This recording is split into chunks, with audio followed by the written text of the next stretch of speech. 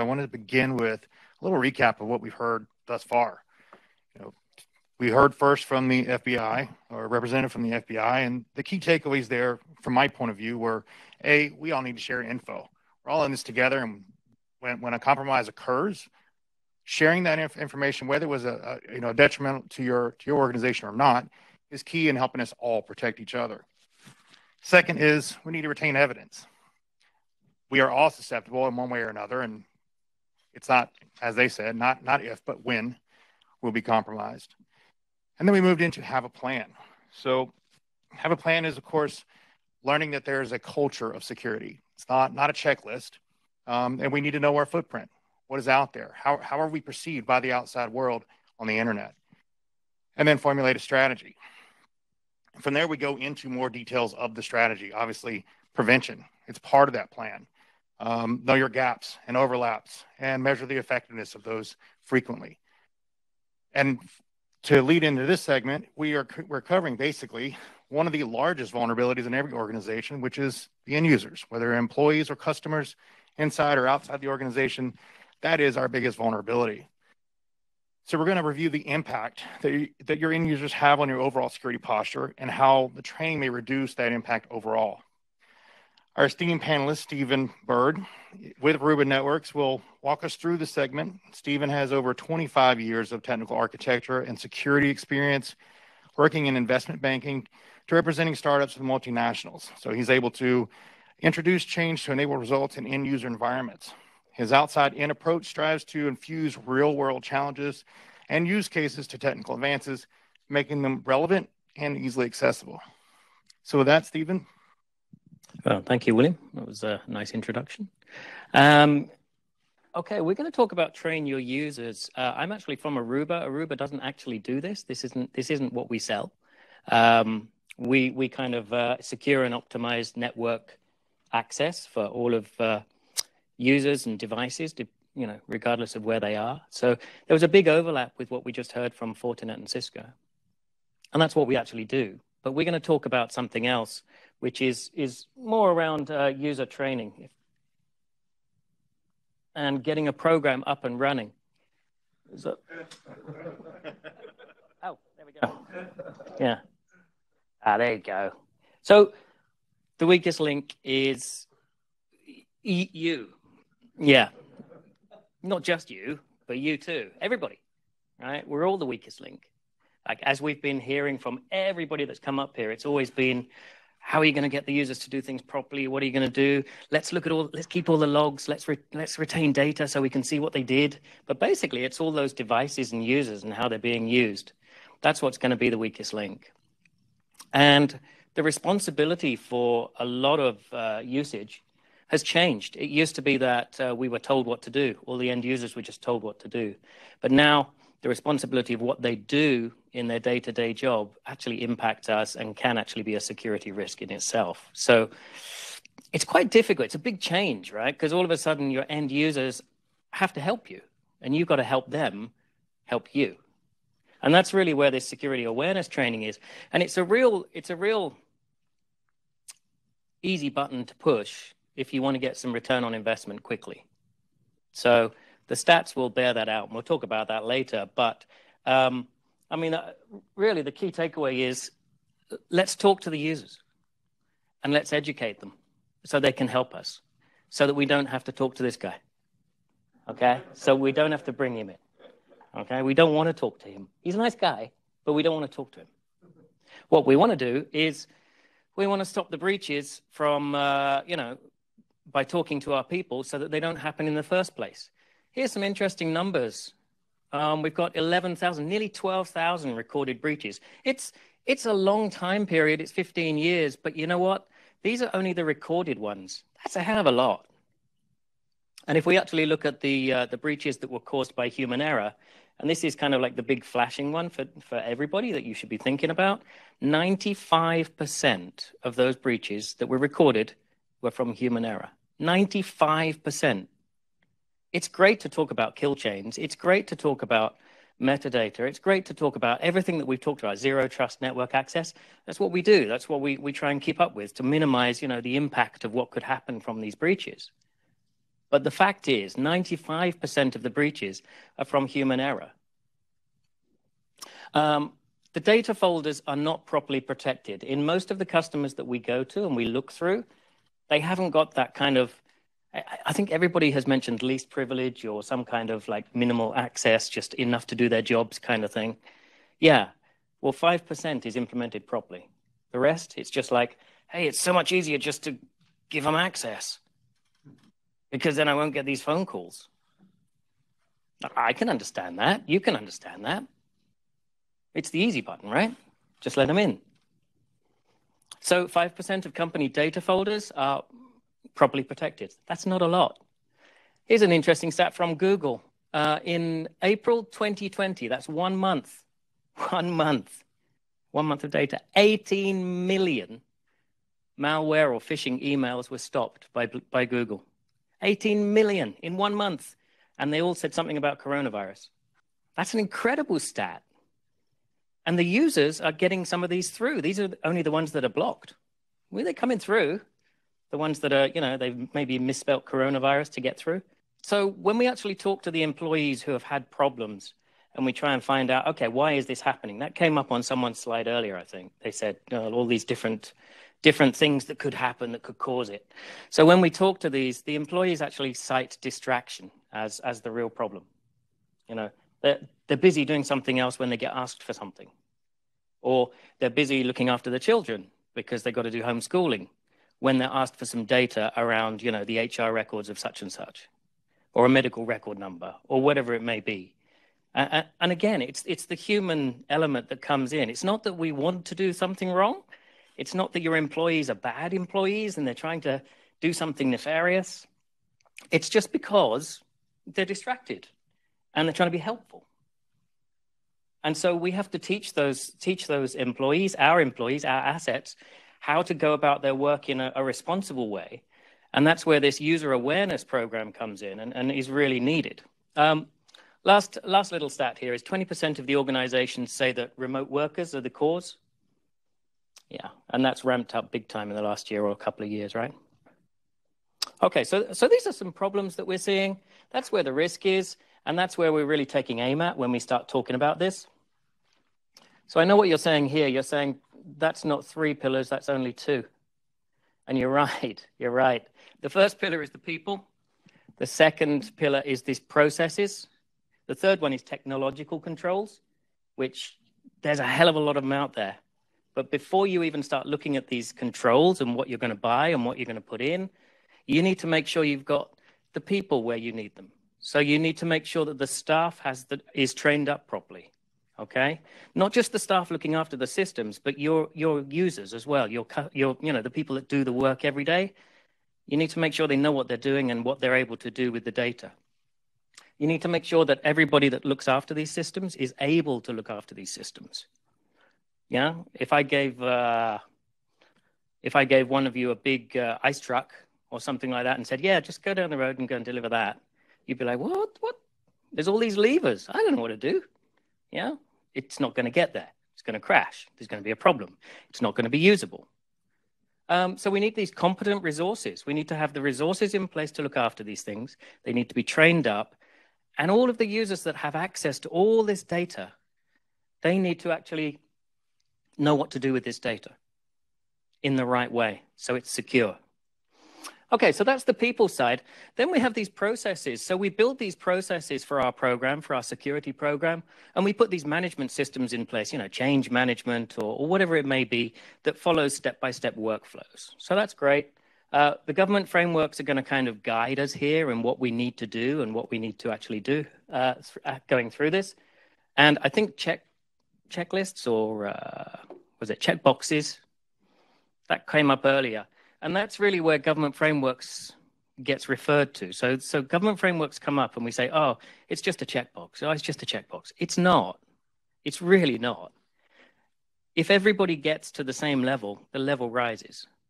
If everybody can get to this same government framework, we're all going to be here and then we can build on something. If nobody follows anything and it's just a checkbox, it doesn't mean anything, but this means something. It means we're all here. And that means we all know what the minimal standard is, what the minimum is, okay? So that's something we need to build into our security systems and security practice. Best practices, of course, from the vendors or from from the industry that you're in. And then we need to do these audits, regular audits, to make sure all of these things are in place and we're doing our due diligence and there's no risk left on the table. So that third pillar I was talking about is this one. So technology. So if we want to implement all this and we want to do all this, then we start looking for the controls. Then we start looking for those guardrails to keep us on the straight and narrow. Okay.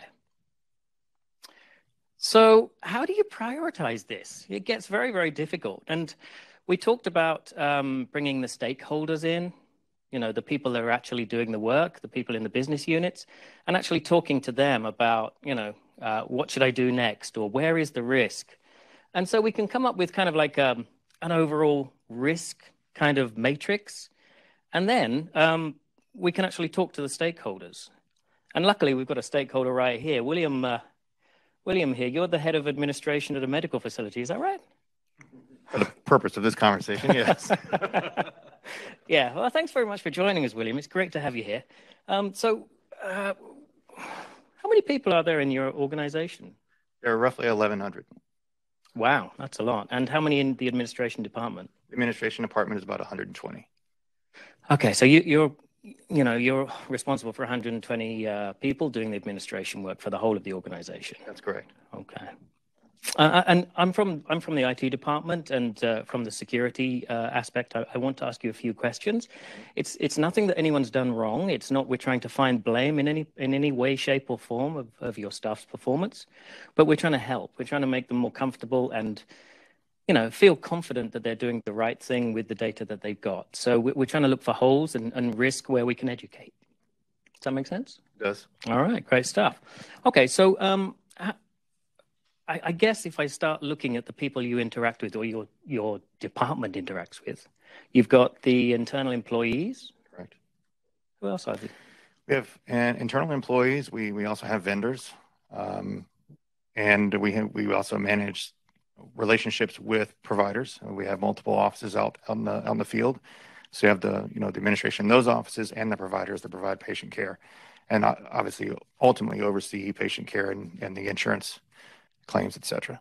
Okay, so when these vendors or when people actually come to the office and they're coming in person, does that happen a lot of the time, or is it mostly by email or phone, or how is most of the interaction coming in? It's all of the above, but the majority, I would say, would be either by phone or email communication. Okay, all right. And how much is the walk-ins? The walk-in is, I would say, probably 10% and pretty consistent. Okay. And then they come actually into the office and they talk to a member of staff. And, Correct. And what are they typically after? It's either vendors that help us manage patient data or our service delivery, and it could be things from facilities, as I said, to medical equipment. Okay. So they come in and they ask for some data or some information around some aspect of that, and then your staff provide it, or does it go through a different system, or how does that work? How do they actually give the data out? Well, we have, obviously extensive processes. I mean, we do have HIPAA compliance to contend with. Yeah. So we do have standards and we do have systems and processes that we use to manage all of our data and all of our interaction. There has to be a record of everything. Okay. So there's no like printouts or showing of screens or anything like that? There's nothing like that going on? No. I mean, obviously, as we're talking patient information, there has to be a pre-authorization request and validation before we share any of that information. And obviously, knowing who is on our premises at all times from a vendor point of view. Mm. So it's not like, people can't just walk in and start working on a piece of machinery without our knowledge. Right. And is there any kind of process that does identification when they walk into the office? We do. It's it has to be scheduled unless it's an emergency, and when it's an emergency, we do have one of our facilities personnel accompany them. Okay. And what percentage of the time will you know that person versus not knowing that person? The percentage that we would know that person, I would say, is fairly low. Right. So obviously, service organizations can be very, very vast as well. And from any number of our vendors, because of the field that we're in, there's quite a few vendors that we deal with, and their organizations can be sizable. Okay. All right. Well, Thanks very much, William. We'll leave it there. So having these conversations with the stakeholders in each of the department kind of open your eyes as to potential risk or potential non-risk as well. And what we're really looking for in this is we're looking for the probability of the occurrence to happen. So is it going to happen? You know, the probability of it and the impact. So what kind of data or what kind of loss could we be in for? And then you kind of, because what we're trying to get to here is some kind of risk score that we can riff off of so that we know whether to include training on that particular point in our program. Now, for administration, the fact that nobody knows the people walking into the room could be an issue. But a lot of the data is actually being given through a system that needs a separate kind of login. So is it a risk? Well, maybe not. But now I have that information. I can kind of plug that in for social engineering. And you work down this list to prioritize what you're going to put into your mandatory security user training. So let's start looking at what that looks like. So let's have a look at what that actually looks like here. So we've got no policy at all. So if you've got no policy at all, you write down here. We've got the compliance focused, and that comes back to those checkboxes, getting you up to a certain level. It's a great start. It's a great start. And luckily, all of the guidance is there for you. So you can start building that in. So the non-existence compliance. And the next part is kind of promoting that awareness and the behavior change. And that's where it gets a bit more, okay, we've got to start putting people through regular training. So it could be every year, could be every 6 months. But basically, you have to make it applicable to everybody who's going to take it.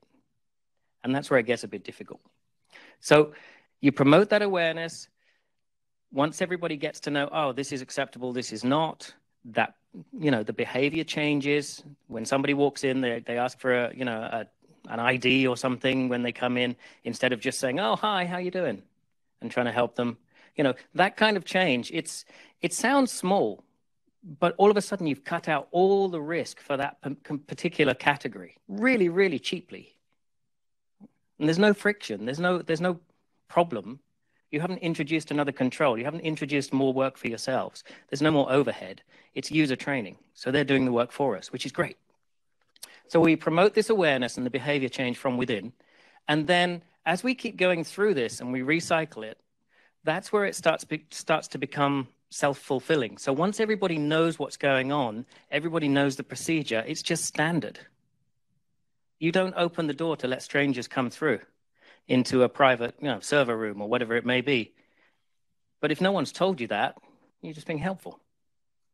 It becomes part of it. Now we take it as normal. We don't do that. Why? Because everyone's told us that, because we've had these security trainings. And that's how we build on the security training. And that's how we build on the program and raise the level of security awareness. The last part is where we start getting a little bit more mature in our program. We start doing different training for different roles, perhaps. So the administration staff go through this kind of training. The lawyers go through this kind of training. The finance people go through another kind of training. And we focus on those different risks.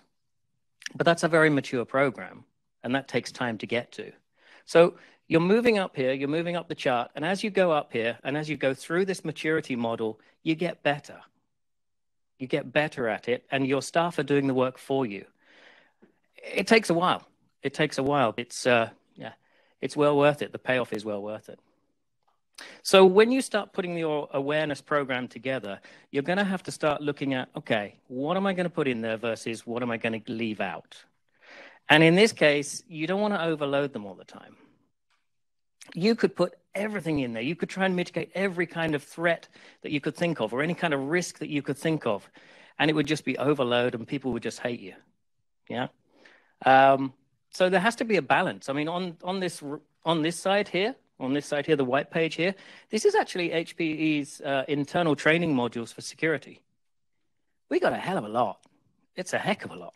Most of them are optional, but we split it out and certain jobs need to go through certain kinds of these trainings. So we've cut it down and we've granulated a little bit to say, hey, do this one, and this one, because you're this person. You've got this role. These are the threats. And that way we can kind of like Be a bit more specific around where we actually aim that program and aim that content. But we can do overkill too, and really turn people off. And then they won't learn anything. They'll just go through it and hate you. They really will. So how do you know if your program is actually working and the training's working? Well, you've got to test it, right? So I think most companies, well, our company at least, we have an extensive, in October, we have a security awareness month. And we have the phishing attack emails coming out where they simulate all these different kinds of attacks. And then we kind of collate the data on who's clicked on it versus who hasn't clicked on it. And then we can kind of see what kind of role they're in or what kind of training they've gone through and whether it was addressed. So we become more metrics-based, which is that maturity model thing, remember? The one right at the top, the one where it's the best. We're starting to actually test out what we've taught. And, anything to add on this one? A lot of the tools, we talk a lot about tools and training and results. A lot of the tools have a lot of this built in. Obviously, as we're talking about adopting a culture and getting users to perform according to the policies and procedures that we set to maintain a secure environment, adopting culture is challenging. Your biggest challenges are getting end users to change the way they do things. They're habit forming. So we first need to start with a baseline. Where are we at today? And we talk about your chart. So as we progress, we need to understand that not everyone is going to be at the same risk level. So starting with the baseline, understanding that, and then based on the training that we perform, we need to test that. And the results of that test are always going to change. So our testing needs to always be, adopting to those risk factors. There are certain individuals that may be determined in a specific role that are very high risk based on their behaviors, not based on their answers, right? So we need a tool that's going to interpret that data and determine where those risks are and adopt and change the training to reduce the risk, right? So that's one of the things that we look for, because while adoption is difficult, not just for end users, it's also difficult for the people administering that training. So we want to make it as easy as possible. So that's one of the things we look for in a tool when we're putting this program together is I want the most that I can get, the most intelligence I can get for my money. The less I have to do, the better we're going to be, right? So understanding that there are tools that have a lot of things built in, an AI-enabled tool that can correlate all the data and apply a risk score to different individuals and change your training program according to that is one of the more intelligent ways to do that. And there are also outside factors, right? Like the dark web. We heard that earlier. If one of your end users' email is known to be compromised on the dark web, obviously that's going to elevate their risk score.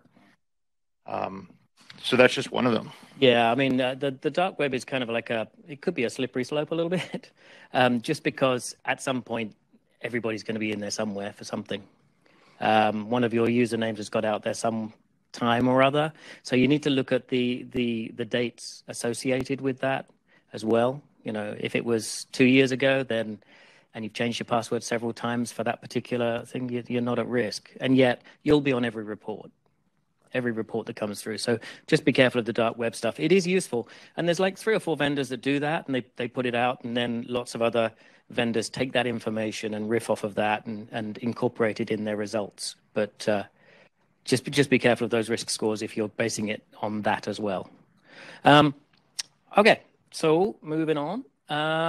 So to make it a little bit more accessible, your security program, these are kind of some of the things that have happened in the industry and in most of the training programs. We've started to chunk it down. So way back when it was started, we did this huge 1 hour long kind of, I got to slog through this. I can't remember the first question, let alone this question.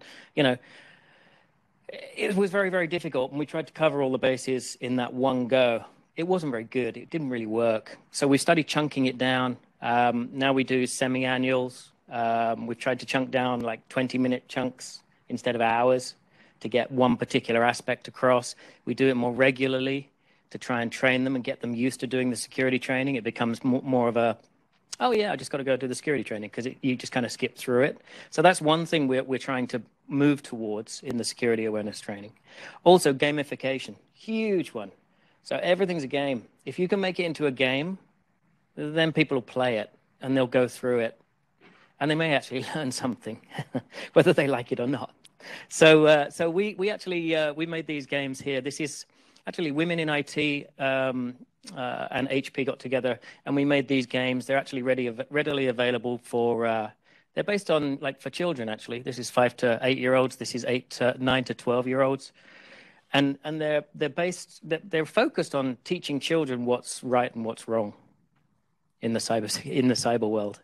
And some of it is the Facebook stuff, and some of it is Roblox. Some of it is all of these games that they're playing and how to interact, but also to secure themselves so that they know when something is not quite right. So there's lots of things in the gamification that we've put in here. As you can see up here, we've got some more up here from InfoSec, but basically it's all going that way. It's going game based. That's what we're trying to do with the security program, because it's just so much more accessible for everyone. Just to finish up here, I went into Kaiser Permanente for my next shot, and got the shot, but also found this as well. Now this is taking security to the next level up there. They've got a really mature program, and I was very surprised. So they're trying to educate the patients. So they've got a whole patient education program going on where they're saying, hey, we've identified this is a problem. People are stealing your identity from these things that we're giving out. And because we're concerned, you need to be careful of your ID card, take the labels off your pill bottle, don't just throw away your after-visit summary, all these things that actually I was doing, right? I mean, I throw that piece of paper you get at the end of that visit. What do you do with it? You just throw it in the garbage as you walk out the door, right? The nearest garbage can. Well, that garbage can's got hundreds and hundreds and thousands of different pieces of information for different people, including addresses, medical record numbers, you name it. I hadn't even thought about it. So very, very interesting to see, this is where it could go, not just for the internal facing ones, but also protecting your customers, your students, your clients, whatever you want to call them, the end users. So, well, thanks very much. That's basically the end of that one. Thank you, Stephen. That does bring us to the question section. I want to open the floor to our live audience. Are there any questions that we can answer for you for this segment? So we talked a lot about culture, or you talked a lot about culture. And in your use case, William managed 120 people at an 1,100 person organization. Where do you start when you roll trainings out? I mean, do you do it by department? Do you do it hierarchically? What's the best, most effective way to roll it out from a practical standpoint? And I know it depends, but... Yeah, I'll skip the it depends comment. So usually, as we saw on that chart, the first step from no program to something is compliance-based. And usually compliance-based stuff covers most of the organization. It's pretty general. It's pretty generic. It's not very specific to their particular roles. How do you actually do it? Well, you interview all the stakeholders for all of the different departments. You correlate where the biggest risks could be, and you kind of focus on that as well as the compliance stuff. So you have to build the compliance stuff in there first, but then on top of that, if you can identify a couple of risks that are in the administration department or with the doctors or with the nurses or with the, if you can see a kind of correlation that everybody is having this kind of risk across the board, then you kind of build that in, and that's where those scores come in. It takes a lot of work, and also when you go out and you do these stakeholder meetings, it's got to be the same person or at least the same team of people. Otherwise, those numbers are just not going to mean anything because it's going to be so, well, he said 5, and I think it's 4, So depending on who does those interviews, those results could change. So try and keep it as constant as possible when you're building the program. Does that answer it? Okay, great. Okay, and I have one that I wanted to ask, and it's mainly because I already know the answer. How effective are these training programs? And I'm looking for more of like the time to result and the ROI on the investment in a training program. Yeah, that is a great question. I did kind of allude to that right at the start. It's like you get a really good bang for your buck here by rolling out a security awareness program. So it's a 15% reduction in 90 days is what's been measured. In the first year, you could be up to about 40%. That's incredible. It is because you're taking away these huge chunks of risk, because they're using the data or they're doing their work in a particular way. You're just kind of like getting rid of it. It's not like it might happen, it might not happen. You're getting rid of it because they know what to do now. And it really is just education sometimes. All right. Last question I have is, you mentioned, making training more digestible and gamifying it, things like that. But one of my questions would be, what's the recommended frequency of training? So as I said, HP internally, we used to do yearly. Now we're doing biannually, but for some roles, we're actually doing it quarterly now. And what we're trying to do is actually digest it down so that we're covering small parts more regularly. So it's more top of mind. And that allows us to be more flexible and pivot when we see another threat come through. So for example, a year is a long time. If you're rolling out your program and you've got a whole year to wait before you can make any changes, that's a problem. That in itself is a risk, because you may have a completely different new thing that you're doing internally. Maybe the administration staff have started giving away a balloon with every medical record. I don't know. It could be anything, right? Could be anything. But everyone's coming in for these balloons, and you're giving away the medical records with the balloons. The staff don't know what to do with that. Well, that's because they haven't been taught. So any kind of change, and that was a ridiculous change, but any kind of change that happens, you're probably going to have to plan for it. And if you're waiting a year before it comes out, you're kind of screwing yourself. All right. We don't want to do that. Well, that is our time for this segment. So I want to thank you again, Stephen. Thank you.